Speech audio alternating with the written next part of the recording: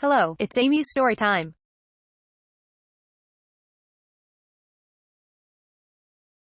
Hey guys, Jade here. I have a question for you. Promise to be honest, okay? Have you ever had a crush on one of your teachers? If yes, I guess you could somehow relate to my story. I'm going to tell you all about my super fine boyfriend Liam.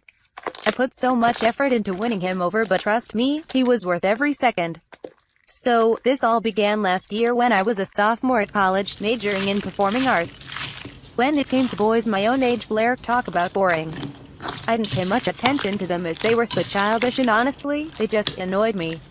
If I had to choose between dating some immature jerk or staying single forever, then there was no contest. One day I was over at my bestie Susie's place. We've been friends since forever, and even though we now went to different colleges, we still met up loads. As we were eating Susie's delicious homemade burgers, we talked about college, outfits, boys, you know, that kind of thing.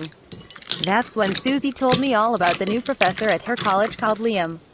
She described him as extremely handsome, tall, intelligent, sporty, and he owned a motorcycle. He sounded far too good to be true, so I convinced myself there must be a catch. Perhaps he had bad acne, or maybe he had a wife and 3 kids or something. He doesn't have acne, he's not married, and he looks like this. She held her phone up. On it was the image of a seriously hot guy. I grabbed the phone off her and scrolled through his social media pictures. Geez, this guy was so fine. So, what if I'd never met him? I knew I needed to make him mine. I needed a plan, so I begged Susie to help me out.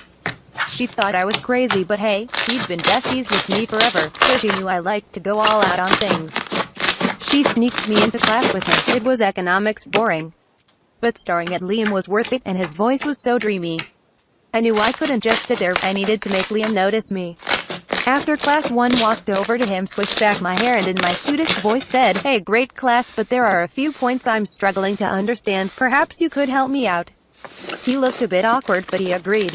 I blabbed out a few questions about the class, and he waffled out some answers which I didn't understand. I knew I'd have to do better than this to keep his attention, so I continued to sneak into the class.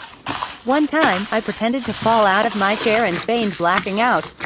I even dabbed white powder under my eyes before class, so I looked extra weary.